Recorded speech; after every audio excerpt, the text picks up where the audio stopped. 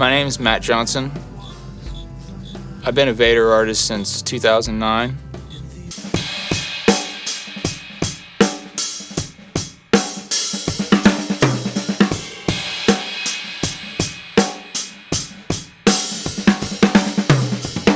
Currently, I'm out on the road with St. Vincent.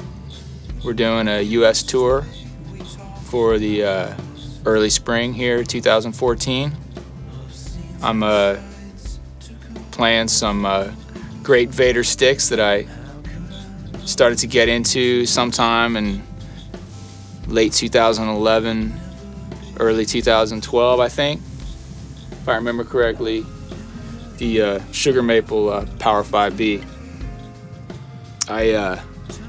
When I first played these, I liked it. It seemed like the wood was a little bit less dense than other woods that I had played.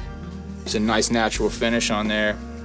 The stick resonated perfectly in my hand, so I felt that, I felt very comfortable, and the weight was right. That was the key. The weight was right relative to my arm. So that got me playing them, and then I discovered they were very durable as well. I could get through several gigs or even a couple of weeks of playing sometimes on one pair, and that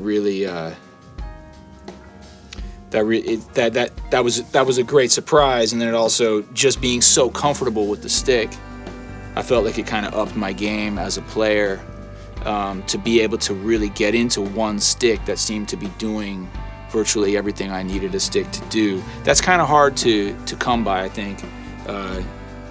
That can change over a period of time as well for a person, as your playing changes. I started playing drums in 1980.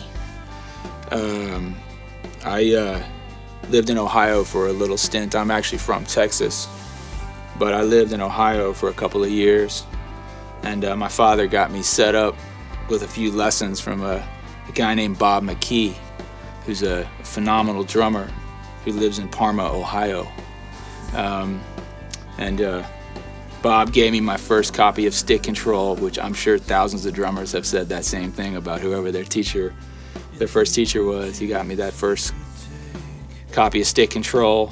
A couple years later, he got me into some Gary Chester stuff. And I just kind of went through those books and still go through those books. I played in a couple of little bands as a kid. I like to play rock and roll. You know, I was listening to the B-52s. I was listening to the Talking Heads. I was listening to Ted Nugent or Kiss or Van Halen or the Beatles or Jimi Hendrix. As I became more interested in the instrument, playing drums, I think that opened my ears a little bit to music that was made a little bit more by and for, musicians and instrumentalists specifically. So I got really into listening to jazz. I think a lot of kids during that period were going through a similar thing. We'd be going back 20 to 30 years before to try to mine recordings and try to figure out what previous generations had done. So we were listening to Coltrane, or we were listening to Art Blakey and Miles Davis, the big jazz guys, right? I went to Performing Arts High School in Houston. Chris Dave and I were there together. We grew up for several years together there at the school, and Chris was like a great, like a teacher. Every day I got a lesson from Chris every single day, which I really always have appreciated. Chris is a wonderful player and a great inspiration.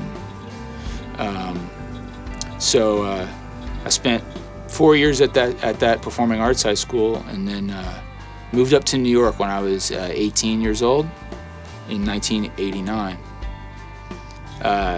Those first years in New York were really tough. There's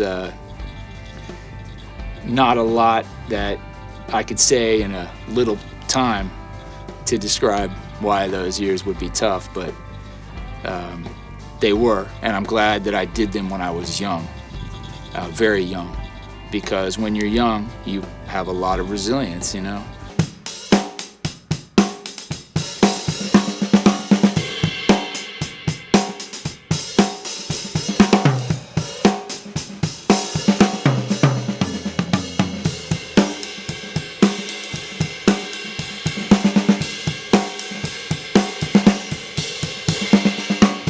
Many years ago, I played with an artist named Jeff Buckley. He died in 1997. He drowned in a tributary of the Mississippi River. We made a record called Grace. And we made it in late 1993, and it was released in 1994. So it's the 20-year anniversary of Grace. That was a good sort of calling card for me over the years as a drummer. A lot of artists appreciated the work that we did on that record. I played with a guy named Duncan Sheik for a couple years there. It's not very well known, but right around 2000 I spent about a year and a half playing with John Mayer on the road. A couple years later I was introduced to the music of Rufus Wainwright, and I really loved his music. Not that long afterwards, I had a chance to meet him and audition for his band, and we ended up making a few records together. We toured for a couple of years. Working with Rufus was real nice because we did a lot of singing. Everybody in the band would sing, and that really put drumming in a different perspective for me. Playing and singing at the same time is interesting because they both inform each other, and it really helped me to be a better drummer. Since then, since Rufus's gig, I spent a fair amount of time out on the road with an Australian group.